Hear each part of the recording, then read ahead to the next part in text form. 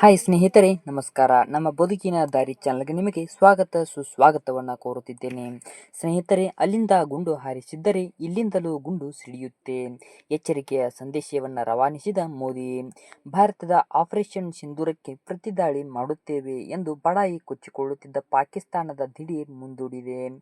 ಭಾರತ ದಾಳಿ ಇಲ್ಲಿಗೆ ನಿಲ್ಲಿಸುವಂತೆ ಪಾಕಿಸ್ತಾನದ ಅಮೆರಿಕದ ಅಧ್ಯಕ್ಷ ಡೊನಾಲ್ಡ್ ಟ್ರಂಪ್ ಮೊರೆ ಹೋಗಿದ್ದು, ಬಳಿಕ ಟ್ರಂಪ್ ಮಧ್ಯಸ್ಥಿಕೆಯಲ್ಲಿ ಕದನ ವಿರಾಮವನ್ನು ಘೋಷಣೆ ಮಾಡಲಾಯಿತು. ಆದರೂ ಪಾಕ್ ಕೆಲವೇ ಗಂಟೆಗಳಲ್ಲಿ ಮತ್ತೆ ಭಾರತದ ಮೇಲೆ ಡ್ರೋನ್ ದಾಳಿ ಮಾಡಿ ತನ್ನ ನರಿ ಬುದ್ಧಿಯನ್ನು ತೋರಿಸಿದೆ.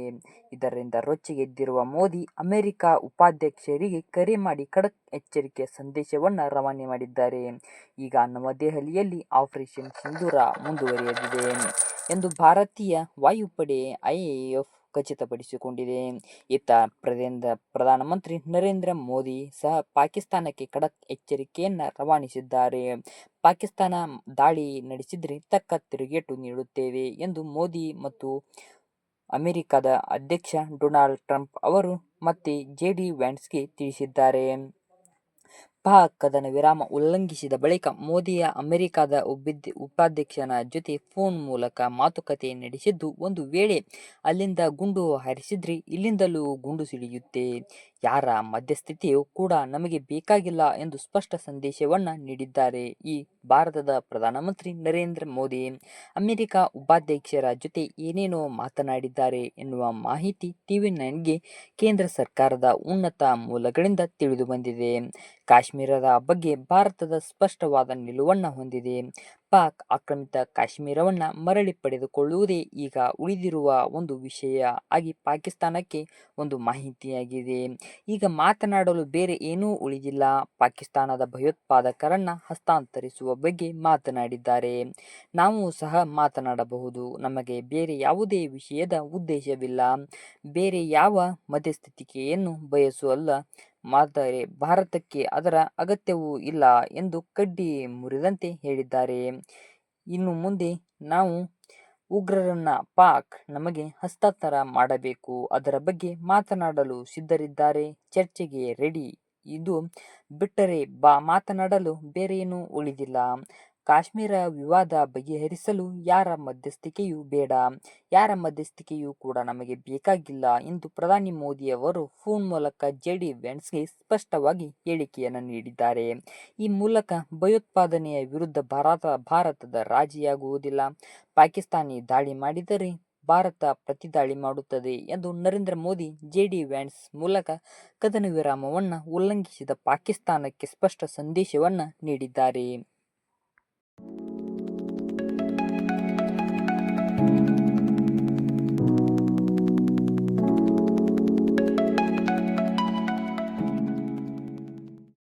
ಸ್ನೇಹಿತರೆ, ಭಾರತ ಮತ್ತು ಪಾಕಿಸ್ತಾನದ ನಡುವೆ ಆದ ಕದನ ವಿರಾಮವನ್ನು ಉಲ್ಲಂಘಿಸಿದ ಪಾಕಿಸ್ತಾನಕ್ಕೆ ತಿರುಗೇಟು ನೀಡಿದ ಮೋದಿಯು ಪಹಲ್ಗಾಮ್ನಲ್ಲಿ ನಡೆದ ಭಯೋತ್ಪಾದಕ ದಾಳಿಗೆ ಭಾರತದ ಆಪರೇಷನ್ ಸಿಂಧೂರದ ಮೂಲಕ ತಕ್ಕ ಪ್ರತ್ಯುತ್ತರವನ್ನು ನೀಡಿದೆ. ಪಾಕಿಸ್ತಾನ ಹಾಗೂ ಭಾರತದ ನಡುವೆ 4 ದಿನ ಸತತವಾಗಿ ಸಂಘರ್ಷ ನಡೆಯಿತು. ಇದೀಗ ಅಮೆರಿಕ ಮಧ್ಯಸ್ಥಿಕೆ ವಹಿಸಿ ಕದನ ವಿರಾಮವನ್ನು ಘೋಷಿಸುವಂತೆ ಒತ್ತಾಯಿಸಿದ್ದು, ಶನಿವಾರ ಉಭಯ ದೇಶಗಳ ಕದನ ವಿರಾಮಕ್ಕೆ ಒಪ್ಪಿಗೆಯನ್ನು ಸೂಚಿಸಿದೆ. ಆದರೆ ಇದಾದ ಕೆಲವೇ ಗಂಟೆಗಳಲ್ಲಿ ಪಾಕಿ ತನ್ನ ನರಿ ಬುದ್ಧಿಯನ್ನು ತೋರಿಸಿದೆ.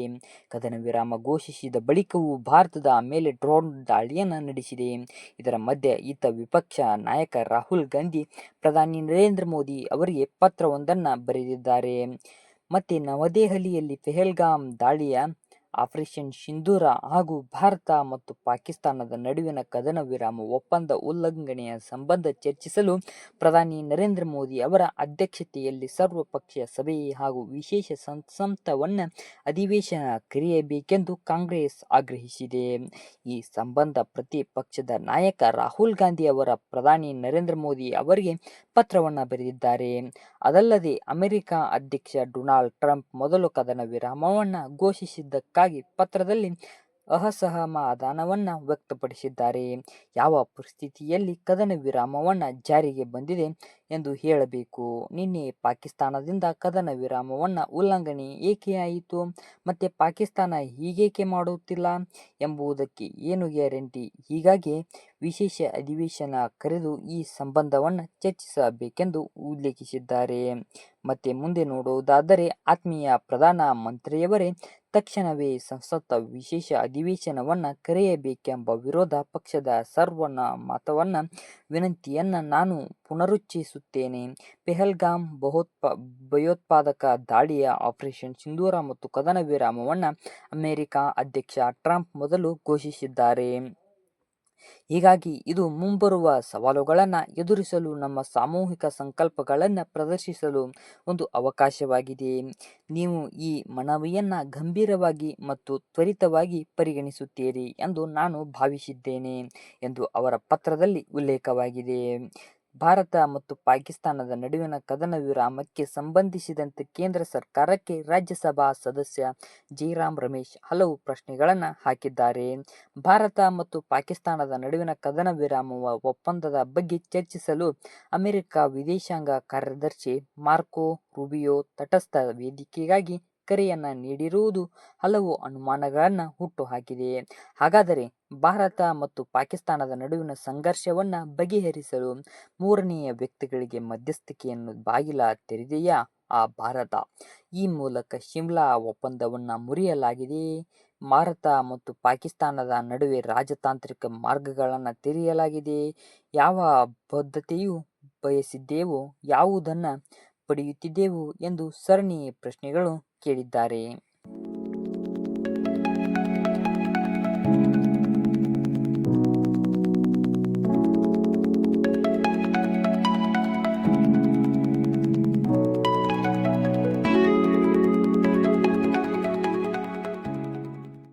ಸ್ನೇಹಿತರೆ, ಪಾಕ್ ಕದನ ವಿರಾಮ ಉಲ್ಲಂಘನೆಯ ಬೆನ್ನಲ್ಲೇ ಭಾರತಕ್ಕೆ ಸಿಕ್ತು ಬ್ರಹ್ಮಾಸ್ತ್ರ. ಏನಿದು ಬ್ರಹ್ಮಾಸ್ತ್ರ? ಅದರ ಸಾಮರ್ಥ್ಯವೇನು? ಹಾಗೆ ಭಾರತ ಮತ್ತು ಪಾಕಿಸ್ತಾನದ ನಡುವಿನ 5 ದಿನಗಳ ಸಂಘರ್ಷಕ್ಕೆ ಕದನ ವಿರಾಮವನ್ನು ಅಂತ್ಯ ಹಾಡಿದೆ. ಇಷ್ಟಾದರೂ ಭಾರತ ಪಾಕಿಸ್ತಾನದ ಗಡಿಯಲ್ಲಿ ಆತಂಕದ ವಾತಾವರಣವನ್ನು ಮುಂದುವರಿಸಿದ್ದು ಹೇಗೆ? ಅದ್ಯಾಗೋ ಭಾರತವು ಗಡಿಯಲ್ಲಿ ಪ್ರತಿದಾಳಿಗೆ ಸಕಲ ರೀತಿಯಲ್ಲಿ ಸನ್ನದ್ಧವಾಗಿದೆ. ಅದರ ಬೆನ್ನಲ್ಲೇ ಲಖನೌನಲ್ಲಿ ರಕ್ಷಣಾ ಸಚಿವ ರಾಜನಾಥ್ ಸಿಂಗ್ ಅವರ ಬ್ರಹ್ಮೋಸ್ ಕ್ಷಿಪಣಿಯನ್ನ ತಯಾರಿಕಾ ಕಾರ್ಖಾನೆಗೆ ಭಾನುವಾರ ಚಾಲನೆ ನೀಡಿದೆ. ಇದು ಭಾರತದ ಸೇನೆಗೆ ಆನೆ ಬಲ ತಂದಿದೆ ಎಂದು ವೀಕ್ಷಿಸಲಾಗಿದೆ. ಹಾಗಾದರೆ ಈ ಬ್ರಹ್ಮಾಸ್ತ್ರ ಎಂದರೇನು? ಇದರ ಸಾಮರ್ಥ್ಯವೇನು ಎನ್ನುವ ಮಾಹಿತಿ ಇಲ್ಲಿದೆ ನೋಡಿ. ಭಾರತ ಮತ್ತು ಹಾಗೂ ಪಾಕಿಸ್ತಾನದ ನಡುವಿನ ಸಂಘರ್ಷ ತಾರಕ್ಕೇರಿದೆ. ಈ ನಡುವೆ ಅಮೆರಿಕ ಅಧ್ಯಕ್ಷ ಡೊನಾಲ್ಡ್ ಟ್ರಂಪ್ ನೇತೃತ್ವದಲ್ಲಿ ಶುಕ್ರವಾರ ಕದನ ವಿರಾಮವನ್ನು ಘೋಷಿಸಲಾಗಿತ್ತು. ಆದರೆ ಪಾಕಿಸ್ತಾನ ಮತ್ತೆ ಭಾರತದ ಮೇಲೆ ಡ್ರೋನ್ ಹಾಗೂ ಕ್ಷಿಪಣಿಯನ್ನು ದಾಳಿ ನಡೆಸುವ ಮೂಲಕ ಕದನ ವಿರಾಮವನ್ನು ಉಲ್ಲಂಘಿಸಿದ್ದು, ಪಾಕ್ ದಾಳಿಗೆ ಭಾರತ ಸೇನಾಪಡೆ ಸಹ ತಕ್ಕ ತಿರುಗೇಟವನ್ನು ನೀಡಿದೆ. ಹೀಗಾಗಿ ಮತ್ತೆ ಉದ್ವಿಗ್ನತೆಯ ಸ್ಥಿತಿಯನ್ನು ನಿರ್ಮಾಣ ಮಾಡಿದ ಈ ಪಾಕಿಸ್ತಾನಕ್ಕೆ ಬ್ರಹ್ಮಾಸ್ತ್ರದ ಅಗತ್ಯವಿದೆ ಎಂದರ್ಥ ಮೋದಿಯ ಹೇಳಿಕೆಯಾಗಿದೆ. ಈ ಬ್ರಹ್ಮಾಸ್ತ್ರವನ್ನು ತಯಾರಿಕಾ ಕಾರ್ಖಾನೆಗೆ ಇಂದು ಮೇ 11ರಂದು ಚಾಲನೆಯನ್ನು ನೀಡಲಾಗಿದೆ. ಕೇಂದ್ರ ರಕ್ಷಣಾ ಸಚಿವ ರಾಜನಾಥ್ ಸಿಂಗ್ ಅವರು ವಿಡಿಯೋ ಕಾನ್ಫರೆನ್ಸ್ ಮೂಲಕ ಚಾಲನೆಯನ್ನು ನೀಡಿದ್ದು, ಅತ್ತ ಉತ್ತರ ಪ್ರದೇಶದ ಮುಖ್ಯಮಂತ್ರಿ ಯೋಗಿ ಆದಿತ್ಯನಾಥ್ ಅವರು ಬ್ರಹ್ಮೋಸ್ತ್ರ ಕ್ಷಿಪಣಿಯ ಮುಂದೆ ನಿಂತಿರುವ ಫೋಟೋ ಸಿಕ್ಕಾಪಟ್ಟೆ ವೈರಲ್ ಆಗಿದ್ದು, ಈ ಫೋಟೋ ನಾನಾ ಅರ್ಥವನ್ನು ನೀಡುವಂತಿದೆ. ಪ್ರಧಾನಿ ನರೇಂದ್ರ ಮೋದಿ ಅವರು 2018ರಲ್ಲಿ ಡಿಫೆನ್ಸ್ ಇಂಡಸ್ಟ್ರಿಯಲ್ ಕಾರಿಡಾರ್ ಯೋಜನೆಯನ್ನು ಘೋಷಣೆ ಮಾಡಿದ್ದರು. ದೇಶೀಯವಾಗಿಯೇ ಕ್ಷಿಪಣಿಗಳನ್ನು ತಯಾರಿಸುವ ದಿಸೆಯಲ್ಲಿ ಮಹತ್ವದ ಘೋಷಣೆ ಮಾಡಿದ್ದರು. ಅದರಂತೆಯೇ ಲಖನೌನಲ್ಲಿ ಕ್ಷಿಪಣಿ ತಯಾರಿಕಾ ಫ್ಯಾಕ್ಟರಿಗೆ 2021ರಲ್ಲಿ ಚಾಲನೆಯನ್ನು ನೀಡಲಾಗಿತ್ತು. ಈಗ ಕಾರ್ಖಾನೆಯನ್ನು ರಕ್ಷಣಾ ಸಚಿವ ಉದ್ಘಾಟನೆ ಮಾಡಿದ್ದಾರೆ. ಇದರೊಂದಿಗೆ ಇದು ಭಾರತದ ಸೇನೆಯ ಆನೆಯ ಬಲ ತಂದಿದೆ ಎಂದು ವಿಶ್ಲೇಷಿಸಲಾಗಿದೆ. ಸುಮಾರು 300 ಕೋಟಿ ರೂಪಾಯಿಯ ವೆಚ್ಚದಲ್ಲಿ ಬ್ರಹ್ಮಾಸ್ತ್ರವನ್ನು ಉತ್ಪಾದನಾ ಕಾರ್ಯಕ್ರಮವನ್ನು ನಿರ್ಮಿಸಲಾಗಿದೆ. ಕೇಂದ್ರ ಸರ್ಕಾರವು ಮೊದಲ ಹಂತದಲ್ಲಿ 1600 ಹೆಕ್ಟೇರ್ ಜಾಗವನ್ನು ಸ್ವಾಧೀನಪಡಿಸಿಕೊಂಡಿದ್ದು, ರಕ್ಷಣಾ ಕಾರಿಡಾರ್ಗೆ ಹಂಚಿಕೆಯನ್ನು ಮಾಡಿದ್ದಾರೆ. ಈ ಬ್ರಹ್ಮಾಸ್ತ್ರ ಕಾರ್ಖಾನೆಯಲ್ಲಿ ಪ್ರತಿ ವರ್ಷ 80ರಿಂದ 100 ಬ್ರಹ್ಮಾಸ್ತ್ರವನ್ನು ಉತ್ಪಾದನೆ ಮಾಡುವ ಗುರಿಯನ್ನು ಕೇಂದ್ರ ಸರ್ಕಾರ ಹೊರತುಪಡಿಸಿದೆ. ಬ್ರಹ್ಮಾಸ್ತ್ರ ಕ್ಷಿಪಣಿಯ ಖಂಡಾಂತರ ಕ್ಷಿಪಣಿಗಳಾಗಿದ್ದ ವೈರಿಗಳ ಯಾವುದೇ ದಾಳಿಗಳನ್ನು ನಿಗ್ರಹಿಸುವ ಸಾಮರ್ಥ್ಯ ಹೊಂದಿದೆ. ಇವರು ಡ್ರೋನ್ಗಳನ್ನು ಹೊಡೆದಾರಿಸುವುದು ಸಾಮರ್ಥ್ಯ ಹೊಂದಿದ್ದು, ಕಳೆದ 5 ವರ್ಷಗಳಿಂದ ನಡೆದ ಪಾಕಿಸ್ತಾನ ವಿರುದ್ಧದ ಸಂಘರ್ಷದಲ್ಲಿ ಇವುಗಳನ್ನು ಬಳಸಲಾಗುತ್ತಿತ್ತು. ಇವು ಭೂಮಿ ಹಾಗೂ ಸಾಗರದ ಪ್ರದೇಶದಿಂದ 800 ಮತ್ತು 900 ಕಿಲೋಮೀಟರ್ ದೂರಗಳವರೆಗೆ ಹೋರಾಟ ನಡೆಸುತ್ತವೆ. ಆಗಸದಿಂದಲೂ ಇವುಗಳನ್ನು ಉಡಾಯಿಸಬಹುದಾಗಿದ್ದು 450 ರಿಂದ 500 ಕಿಲೋಮೀಟರ್ಗಳವರೆಗೆ ಚಲಿಸುತ್ತವೆ. ಇವು ಖಂಡಾಂತರ ಕ್ಷಿಪಣಿಗಳಾಗಿವೆ. ಹೀಗಾಗಿ ಲಖನೌನಲ್ಲಿ ಕ್ಷಿಪಣಿ ತಯಾರಿಕಾ ಘಟಕವು ಭಾರತೀಯ ಸೇನೆಗೆ ಬಲ ತಂದಿದೆ.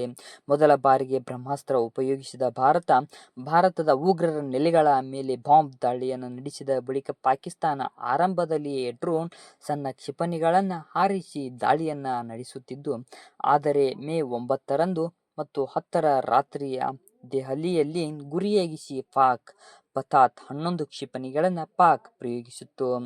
ಪಾಕ್ ಖಂಡಾಂತರವನ್ನ ಕ್ಷಿಪಣಿಯನ್ನು ಉಪಯೋಗಿಸಿದ ಬೆನ್ನಲ್ಲೇ ಭಾರತ ಮೇ 10 ಮುಂಜಾನೆಯಂದು ಮೊದಲ ಬಾರಿಗೆ ಬ್ರಹ್ಮಾಸ್ತ್ರದ ಕ್ರೋಕ್ ಕ್ಷಿಪಣಿಯನ್ನು ಹಾರಿಸಿತ್ತು. ಇನ್ನೊಂದು ದೇಶದ ಮುಂದೆ ಕಾದಾಟವನ್ನು ನಡೆಸುತ್ತಿದ್ದಾಗ ಭಾರತ ಬ್ರಹ್ಮಾಸ್ತ್ರದ ಕ್ಷಿಪಣಿಯನ್ನು ಹಾರಿಸಿದ್ದು ಇದೇ ಮೊದಲ ಬಾರಿಗೆ ಎಂದು ಹೇಳಲಾಗಿದೆ.